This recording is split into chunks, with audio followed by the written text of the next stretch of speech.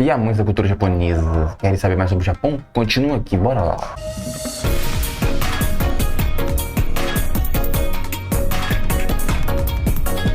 Olá, meus queridos amigos! Estamos aqui para mais um vídeo. E esse vídeo, como está na thumb, é sobre o zodíaco japonês. Que teve origem na China. Mas, se vocês viram falar, vão ver nos próximos vídeos também, não era para esse ser o primeiro vídeo de 2023, né? Era para ser o vídeo do Muromachi e depois ia vir o Sengoku. Eles já estão gravados, mas eu decidi gravar logo esse vídeo aqui, porque não é perder o timing de falar sobre o zodíaco japonês aqui, né? Então, sem mais delongas, vamos começar logo esse vídeo aqui, ó. Do início, o zodíaco japonês é conhecido como Junichi. Esses kanjis aqui, né, tem o número 12. Eles tiveram origem na China, tá? O zodíaco chinês, como a gente conhece, né? São aqueles animais que são diferentes do zodíaco aqui do ocidente, que tem Capricórnio, Aquário, Touro, essas coisas. Se bem que lá também tem Touro. Mas, enfim, é diferente, né? Aqui tem como os Cavaleiros de Ouro, né? São os zodíacos que a gente está acostumado. Tem os talismãs da aventura de Jack Chan, que são os zodíacos chineses. E foram até o Japão por volta do século IV, no período Kofun, que eu já fiz vídeo, se quiserem, dá uma assistida lá. Então, como surgiram isso? De onde veio essa lenda aqui? Como é que o Japão? Vamos falar mais do lado japonês. Tem umas diferenças também para a China. Primeiro, começando, né? Vamos começar com a lendinha. Temos a lenda budista, e com Buda. Temos uma lenda mais shintoísta. Vamos começar pela budista. E Buda foi dar uma festa e chamou todos os animais para poderem festejar com ele, na festa de final de ano. Só que só 12 foram para lá, né? Que são esses que estão no zodíaco. Em retribuição, ele decidiu dar um ano para cada um, para ele influenciar de acordo com a sua personalidade, os animais. Aí foi por ordem, né, que ia começar. A ordem é o rato primeiro, depois o boi, tigre, coelho, dragão, serpente, cavalo, cabra, macaco, galo, cachorro e porco. O javali, no caso. No Japão é javali. Então, quando ele deu isso, e cada um também fizeram um juramento, passar a palavra de Buda, digamos assim, e fazer com que quem nasceu no ano dele, né, no signo dele, digamos assim, a serem pessoas melhores e assim manter o equilíbrio, né? Aí nós temos a lenda do shintoísmo. A lenda do shintoísmo tem que o deus da graça divina, Zenchi no Mikoto, chamou Ame Wakahiko, né, o guerreiro celeste, pediu a ele para chamar, né, animais para ele fazer, para fazer a mesma coisa que o Buda fez, né, dar um ano para cada um e dar essa bondade, esse equilíbrio para os humanos, né, para levar a palavra. Então o Wakahiko foi entrevistando vários animais para poder decidir qual que ia.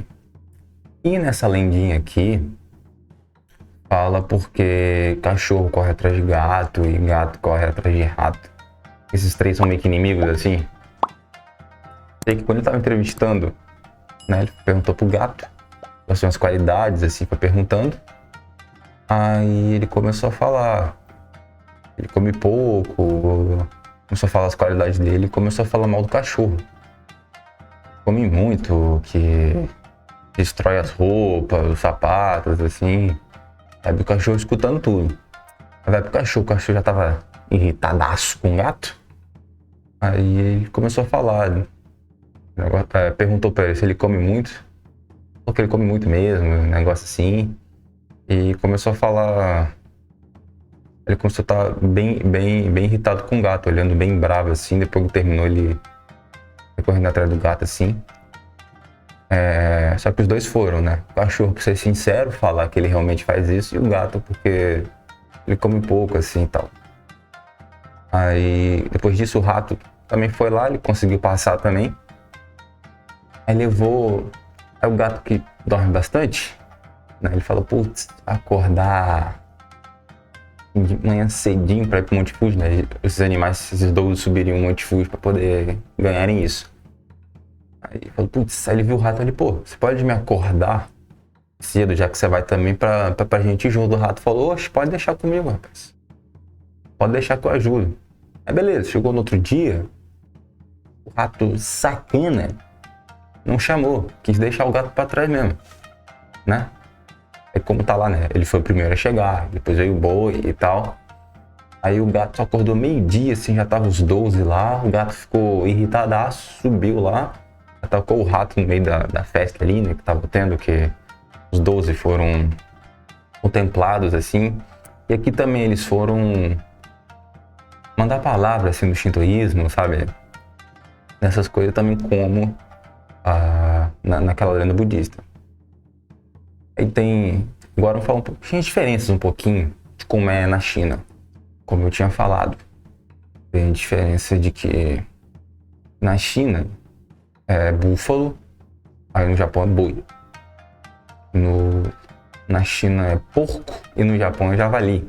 E na China tem o carneiro e no Japão tem a cabra. Essas diferenças. E também do próprio calendário, que na China usa um calendário lunar e no Japão eles também usavam, mas eles usam o calendário solar. Então começa no primeiro ano, né? Tipo no primeiro dia de janeiro, o ano ali, e na China depende da lua. Geralmente às vezes cai no final de janeiro ou no final de dezembro, final de fevereiro. Aí tem essa diferença. E também lá na China, cada animal só rege, digamos assim, um ano só, sabe? Já no Japão, cada animal tem o seu mês, além do ano, como 2023, o ano do coelho. Mas cada ano, cada mês tem o seu animal. E agora, se vocês quiserem saber de qual horóscopo você é, vou deixar aqui na tela uma fotinha. Depende de cada ano que nasce, porque ela depende do ano, não do mês, assim, do tempo, dos dias, assim, que nasce igual. Aqui pra saber se é Capricórnio, Áries, essas coisas. Ele depende do ano, de qual animal rege, pra saber qual animal você seria. Vou deixar aqui a fotinha, você pausa e vê de onde é. E falar sobre personalidade, digamos, de cada um, pela ordem, né? E começa pelo rato. Então, signo do rato. Em japonês é Nezumi. E rato é o signo do charme. Os nativos desse signo são otimistas e alegres, enquanto seus grandes defeitos são a ambição e a precipitação. O próximo é o do boi, Ushi. Signo da perseverança. Os nativos desse signo são ambiciosos e cautelosos, disciplinados, confiáveis. E sou eu. Eu nasci no ano do boi. O próximo é o do tigre. Tigre é um signo da coragem. Nativos desse signo são leais, humanistas, inteligentes, previsores de acontecimentos e fatos futuros. E o próximo é o coelho, o sagi. Eu não falei dos outros, né? Boi em japonês é ushi, tigre em japonês é tora, e coelho, que é esse ano de 2023, é o sagi. É o signo da virtude. Os nativos desse signo são amorosos, idealistas, simpáticos, intuitivos e criativos. Como pode ver, parece que esse ano vai ser bem amoroso, vai ser simpático assim, né? E o próximo é o dragão, Tatos. Ou pode ser Rio também, dragão. Signo da sorte. Os nativos desse signo são líderes natos, otimistas, generosos, sexualmente atraentes. O próximo é a serpente, Hebi, que é o signo da sabedoria. Os nativos desse signo são intelectuais, atraentes, sortudos, amantes da beleza. O próximo é do cavalo, o mar, signo da elegância. Os nativos desse signo podem apresentar inúmeras personalidades e por isso costumam viver várias experiências durante a vida. Temos da cabra, Shitsuji, é o signo da arte. Os nativos desse signo são sensíveis, sonhadores, elegantes, protetores, gentis e generosos. O próximo é o macaco, Saru. Os signos nativos do macaco são prepotentes, ambiciosos e ao mesmo tempo honrados, confiáveis, sinceros e carismáticos. Temos o galo, Tori.